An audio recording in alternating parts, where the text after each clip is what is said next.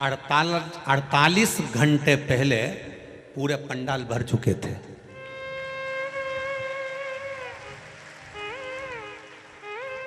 ये दुनिया की पहली कथा है। इतने बड़े बड़े पंडाल 48 घंटे पहले भर चुके थे और कई कई मैडम हो नवाएंगी खजूर वाली चोटी कर करके और कहेंगी हमको आगे बैठने दो, तुम हमें पहचानते नहीं हो।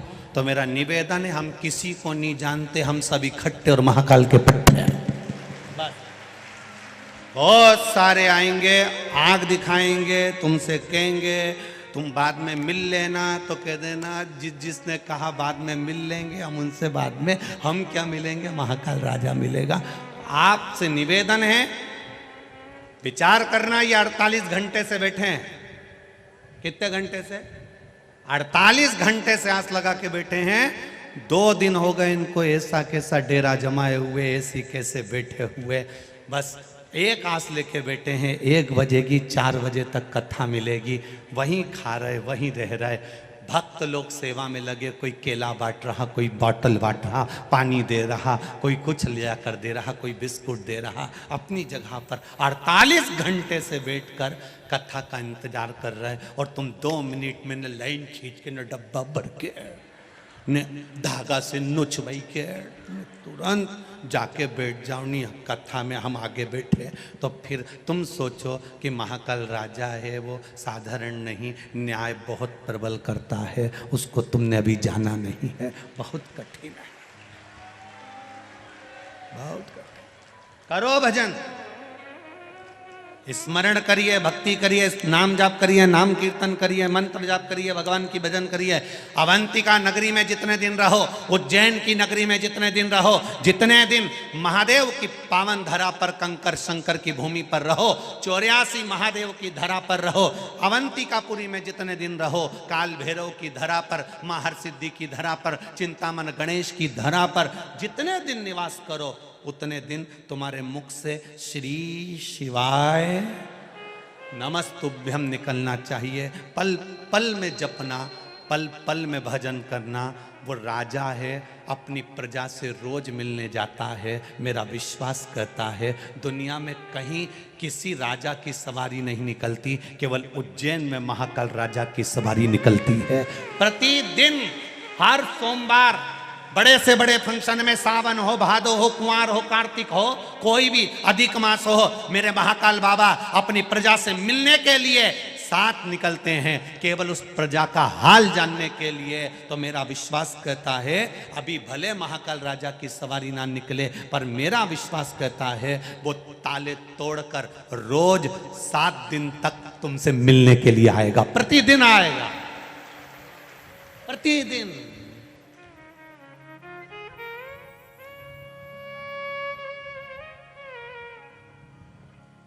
पुजारी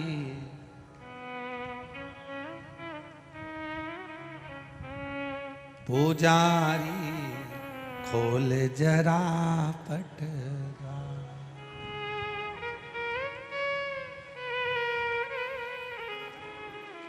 अरे बंद कोठरी में बैठा, ऐसे ही बैठा है वहां। अरे बंद कोठरी में बैठा मेरा महाकाल सरकार। पुजारी पुजारी पुजारी खोल जरा पट द्वार, पुजारी खोल जरा पट द्वार, पुजारी खोल जरा पट द्वार, पुजारी खोल जरा पट द्वार।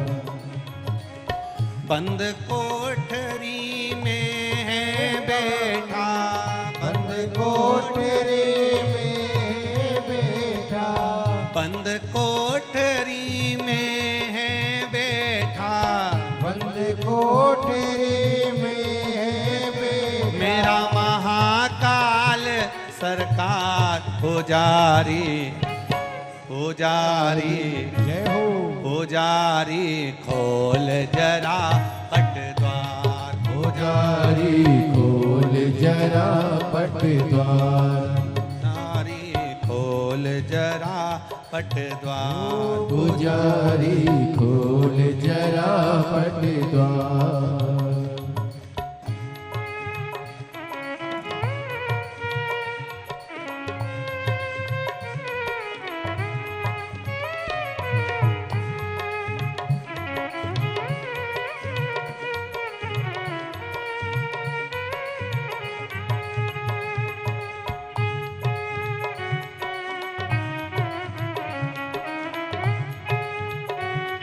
दोनों हाथों से बड़े भाव से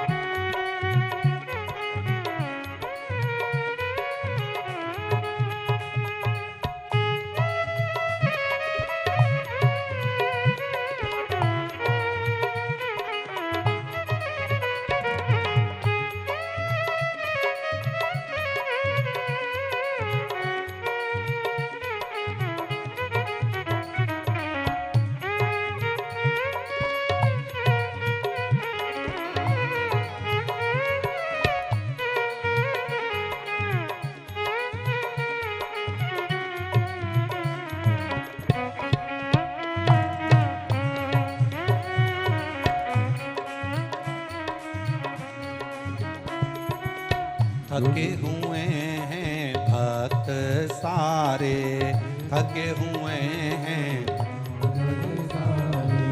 प्रेमी जनों ने तुमको पुकारे, प्रेमी जनों ने तुमको पुकारे।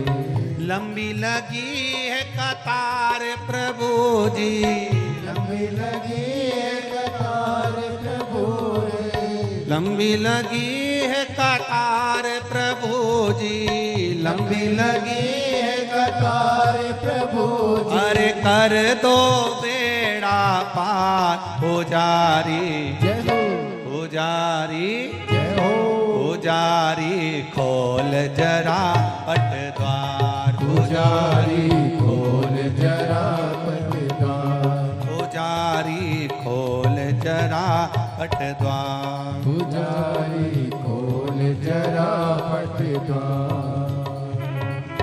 बंद कोठरी में है बैठा, बंद कोठरी में है बैठा, बंद कोठरी में है बैठा, बंद कोठरी में है बैठा।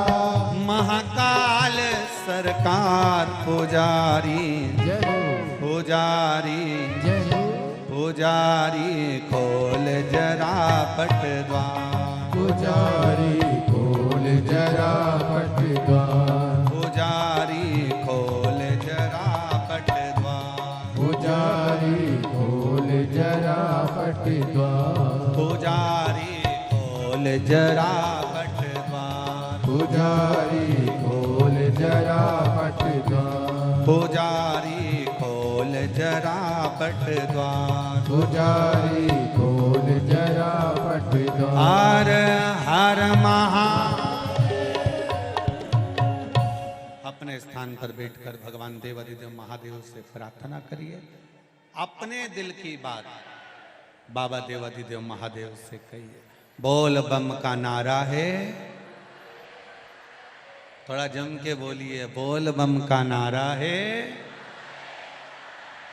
मेरे देव अधिदेव महादेव से इस महाकाल राजा की पावन धरा पर बैठकर अपने दिल की बात हृदय से बाबा से कहिए। मूल मंत्र के साथ शिव महापुराण की साक्षी प्रतिनिधि के रूप में विराजमान मेरे महाकालेश्वर भगवान, माँ चिपरा का तट, दिल से कहिए। श्री शिवा नमस्तुभ्यं। श्री शिवाय नमस्तुभ्यं। श्री शिवाय नमस्तुभ्यं। श्री शिवाय नमस्तुभ्यं। श्री शिवाय नमस्तुभ्यं। भोला सब दुख काटो मारा, ओ भोला सब दुख काटो मारा। शिव शंकर जपो तेरी माला, भोले बाबा जपो तेरी माला। भोला सब दुख काटो मारा, ओ भोला सब दुख काटो मारा। वेश है मंगल मंगलकारी, वेश है मंगल मंगलकारी। शमशान वासी हमारा, शमशान वासी हमारा। ओ भोला सब दुख काटो मारा, ओ भोला सब दुख काटो मारा। जोरू जमीन व्यक्ति को जानवर बना देती है कभी कभी, और कभी कभी हमारे जीवन को बदलाव भी कर देती है। हुआ वही हुआ। शिव कथा कर रही है। राजा भर्तरी जी की मां सौम्य दर्शना, क्या नाम था उनकी माता का? जम के बोलो जरा। सौम्य दर्शना। राजा भर्तरी, राजा विक्रमादित्य की माता का नाम था सौम्य दर्शना, जो भगवान शिव की परम उपासक थी। इसी अवंतिका में रहना, माँ चिपरा का तट, माँ चिपरा का स्नान और बाबा देवाधिदेव महादेव का भजन, देवाधिदेव महादेव का स्मरण। सौम्य दर्शना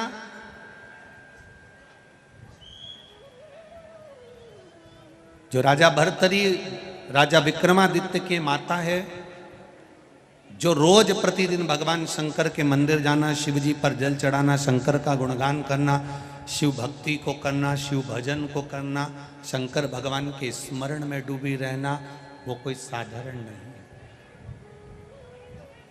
कितना सुंदर राजा विक्रमादित्य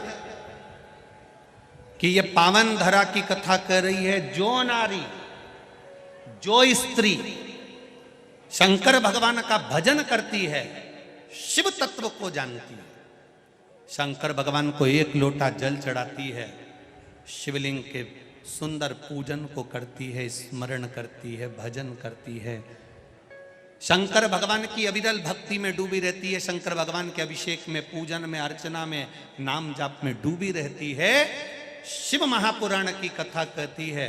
और ये अवंतिका नगरी की पावन कथा कर रही है और इस अवंतिका का इतिहास कहता है वो नारी, मान लो अपने कर्म के कारण, पूर्व के कर्म थे, पुराने कोई कर्म होंगे जिसके कारण बस हो सकता है कि नारी का सौभाग्य रहता ना रहता, कोई अपने पति के कंधे पर जाती, कोई नहीं जा पाती।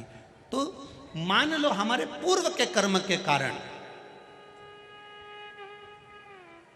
अगर नारी के जीवन में कोई कष्ट आ जाता है तो शिव महापुराण की कथा कहती है, राजा भर्तरी की माता, राजा विक्रमादित्य की माता सौम्य दर्शना का चरित्र कहता है कि स्वयं देव अधिदेव महादेव कहते हैं, सौम्य दर्शना, जो नारी तेरे जैसी शंकर की आराधना में डूबी रहती है वो नारी फिर अगला जन्म ना तो कभी बेधब्य का पाती हो ना कभी बांझ का पाती है, उसको शिव स्वयं भक्ति प्रदान करते।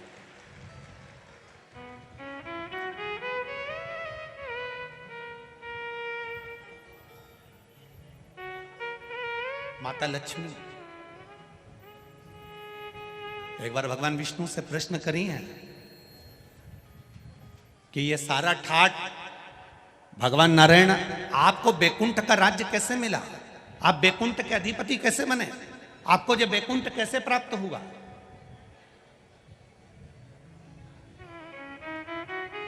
राम जी महाराज, भगवान विष्णु आप राम जी के अवतार हुए, राम जी बनकर आपने अयोध्या का राज्य भोगा, कृष्ण का अवतार लिया, द्वारका का राज्य भोगा, मथुरा का राज्य भोगा, ब्रज का राज्य भोगा। आखिर आपको ये राज्य हर घड़ी, हर पल, हर क्षण कैसे प्राप्त होते हैं, किस तरह से? भगवान विष्णु से माता लक्ष्मी ने प्रश्न करा है विष्णु पुराण के अंतर्गत, और कुर्म पुराण में भी इसका वर्णन प्रश्न किया। ये आपको सुख कैसे मिल जाता है? आपको बैकुंठ का राज्य मिल गया, आपको द्वारका का राज्य मिल गया, आपको अयोध्या का राज्य मिल गया, आपको रावण की लंका दूसरे की थी वो लंका का राज्य आपको प्राप्त हो गया। ये कैसे प्राप्त हो जाता है? भगवान विष्णु ने अपनी धर्म पत्नी माता लक्ष्मी से कहा, लक्ष्मी मैं प्रतिदिन शंकर के शिवलिंग की आराधना करता हूं। लक्ष्मी जी ने कहा, क्या नाथ मैं शिवलिंग की आराधना कर सकती हूं? क्या मैं शंकर के शिवलिंग का पूजन कर सकती हूं, उसकी आराधना कर सकती हूं? भगवान कहते हैं, भगवान विष्णु ने माता लक्ष्मी से कहा, लक्ष्मी सारे देवी देवताओं ने अलग अलग शिवलिंग का निर्माण करा, किसी ने पारद का शिवलिंग बनाया, किसी ने मोती का शिवलिंग बनाया, किसी ने स्फटिक का शिवलिंग बनाया, किसी ने स्वर्ण का शिवलिंग बनाया, किसी ने हीरे का शिवलिंग बनाया, किसी ने पन्ना का शिवलिंग बनाया। तुम्हारी मर्जी पड़े, तुम वो शिवलिंग का निर्माण करो। माता लक्ष्मी ने सुंदर आनंद के साथ एक पुखराज का शिवलिंग का निर्माण करा और सुंदर माता ने उस शिवलिंग की आराधना और पूजन करना प्रारंभ कर दिया। अब क्या मिला माता लक्ष्मी जी को? लक्ष्मी जी को मिला क्या?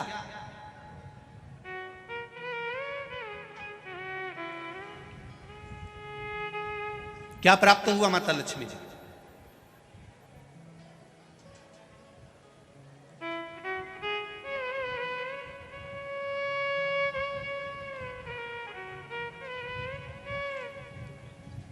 भगवान कृष्ण की प्रिया है राधिका जी, राधिका जी के प्रिय हैं भगवान कृष्ण।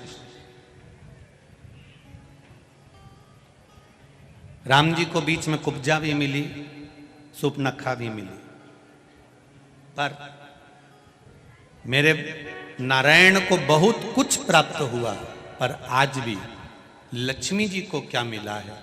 तो कहा, लक्ष्मी तुम किस चीज के लिए शिव जी की आराधना कर रही हो? लक्ष्मी जी कहती हैं, बस आपके चरण की सेवा मुझे दिन रात मिले। नारायण कहते हैं, मैं तो भगवान शिव के सेवा में लगा रहता हूं और आप मेरे चरण की सेवा मांग रही हो? तो मेरे चरण की सेवा ऐसे नहीं मिल सकती। कोई देगा तो वो देवाधिदेव महादेव ही दे सकते। घोर तप माता लक्ष्मी ने करना प्रारंभ करा। शिवलिंग का स्नान कराती, शंकर भगवान का अभिषेक करती, शंकर भगवान की पूजन करती, शिव जी का सुंदर आनंद से श्रृंगार करती। मेरे देवाधिदेव महादेव, मेरे काल अधिपति महाकाल राजा, मेरे विश्वनाथ भगवान स्वयं उस शिवलिंग में से प्रकट होकर बोले, लक्ष्मी तुम्हें क्या चाहिए? लक्ष्मी जी कहती हैं, प्रभु आपने मेरा विवाह नारायण के साथ तो कर दिया, पर नारायण दिन रात आपकी सेवा में लगे रहते हैं, तो उनके चरण मुझे नहीं मिल पाते। शंकर भगवान ने कहा, मैं वचन देता हूं लक्ष्मी, तू नारायण के चरणों में सदा विराजमान मिलेगी।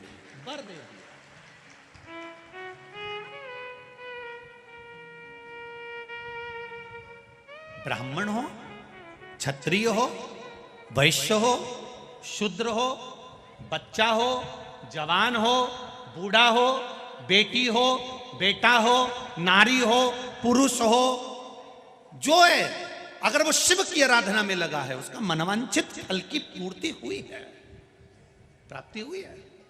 और कोई तुमसे कहे कि स्त्री शंकर भगवान का आराधना कर सकती है, पूजन कर सकती है, तो दूर नहीं जाना। ये जो शिव पुराण है हमारे पास में, गीता प्रेस गोरखपुर की, उसका दर्शन मैं आपको करा देता हूँ। ये शिव पुराण गीता प्रेस गोरखपुर की है, तुम भी बाजार से लेकर आना। इसका 73 नंबर का पेज निकाल कर पढ़ना विद्येश्वर संहिता में से। उसमें लिखा हुआ है, जो नारी शंकर भगवान का स्नान कराती है, श्रृंगार करती है, पूजन करती है, वो संसार सागर से मुक्त होकर मां पार्वती की परम सखी बनकर विराजमान होती है। यह विद्येश्वर संहिता कह रहे।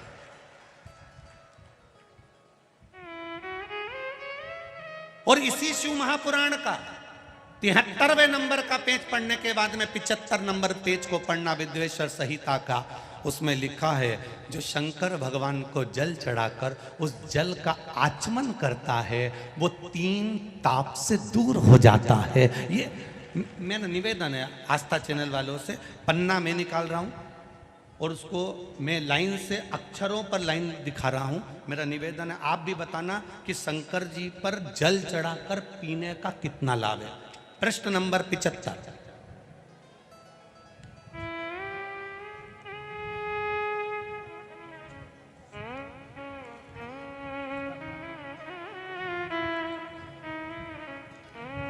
अब आस्था चैनल से निवेदन है, और आप सब भी एलसीडी पर ध्यान देंगे, और अपने अपने मोबाइल पर भी, जितने लोग टीवी पर कथा सुन रहे हैं वो, मोबाइल पर सुनने वाले वो, जो लोग कहते हैं शिव जी पर जल चढ़ा हुआ नहीं पीना चाहिए, उसके लिए मेरे वेद व्यास जी लिख रहे हैं, पेज नंबर 75 विद्येश्वर संहिता। ध्यान रखिएगा, जो मनुष्य, उंगली पर ध्यान देंगे जो टीवी पर चल रही है, जो मनुष्य शिवलिंग को विधि पूर्वक स्नान कराकर उस स्नान के जल का 3 बार आचमन करता है, उसके कायिक, वाचिक और मानसिक तीनों प्रकार के पाप शीघ्र नष्ट हो जाते हैं। ये शिव पुराण।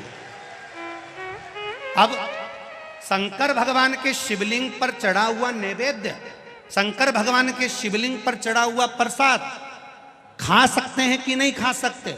कोई कहता है महाराज जी स्वान की योनि हो जाएगी, कुत्ता बन जाओगे, कोई कहेगा ये बन जाओगे, कोई कहेगा वो बन जाओगे। अब उसको पढ़िए, पेज नंबर 75 शिव महापुराण विद्येश्वर संहिता। मेरी उंगली चल रही, वहां पर ध्यान देना। भगवान शिव का नैवेद्य अग्रह है। इस भगवान भावना को मन से निकाल दें कि शिव जी का चढ़ा हुआ प्रसाद नहीं खाया जाता, ये भावना मन से निकालें।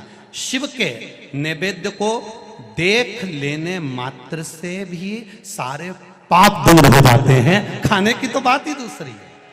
अब क्या लिखा है अगली लाइन, उसको खा लेने पर तो करोड़ों पुण्य अपने भीतर आ जाते हैं। आए हुए शिव नैवेद्य को, जो शंकर का प्रसाद है, शिव जी पे चढ़ा हुआ नैवेद्य है, अगर वो आपके सामने आ जाए, उसको सिर झुकाकर प्रसन्नता पूर्वक खा लेना चाहिए। जो शंकर के चढ़े हुए नैवेद्य को ये कह देता है कि थोड़ी देर से खाऊंगा, वो पाप में लिप्त होता चले जाता है।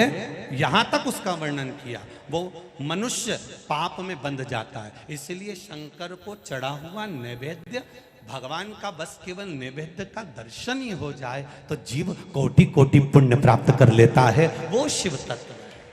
ये शिव महापुराण है। अब आज के जमाने में नए नए पंथ बन गए, नए नए पंथ चल गए, तो उन्होंने अपने को उठाने के लिए शंकर जी की निंदा कर दी। शिव जी के मंदिर मत जाना, शंकर का प्रसाद मत लेना, शिव जी को देखना मत, शंकर के द्वार मत जाना। हम किसी पंथ की पुस्तक की बात नहीं करते, क्योंकि सबने अपने अपने पंथ बनाए, तो सबने अपने अपने भाव से लिखा। हम वेद व्यास जी ने जो विद्येश्वर संहिता में लिखा, उस शिव महापुराण का वर्णन करते हैं, जो आपने 75 number page Gita press Gorakhpur की शिव महापुराण पुस्तक का आनंद करते हुए इस पुराण में पढ़ा। विद्येश्वर संहिता स्मरण। भ्रांति निकालो मन से। लोग भटकाएंगे, लोग तुम्हें भ्रमित करेंगे। तुम शंकर जी की आराधना करने लगोगे, भगवान का भजन करने लगोगे, भक्ति में डूबने लगोगे, डूबने लगोगे, डूबने लगोगे, डूबने लगोगे, तो लोग तुम्हें भ्रम उत्पन्न करेंगे। शंकर मंदिर मत जाना, शिव जी का प्रसाद मत लेना, शंकर जी पे चढ़ा हुआ जल मत पीना।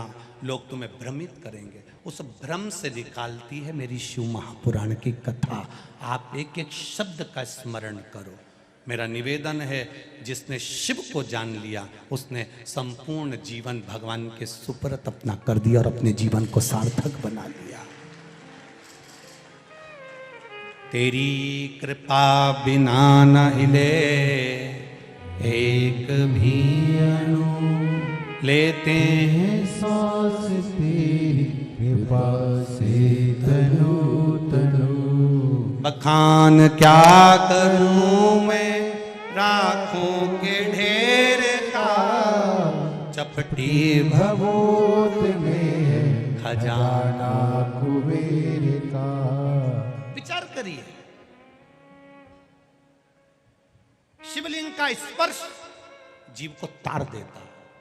इसलिए महाराष्ट्र में, दक्षिण में, साउथ में लिंगायत शैव संप्रदाय होती है। करें दर्शन आप लोगों ने। लिंगायत शैव संप्रदाय में नारी त्रिपुंड लगाती है।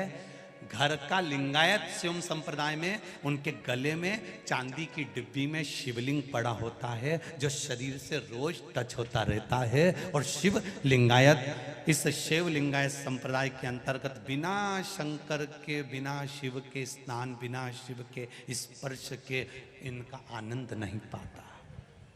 हरतालिका तीज हो, नारी शिव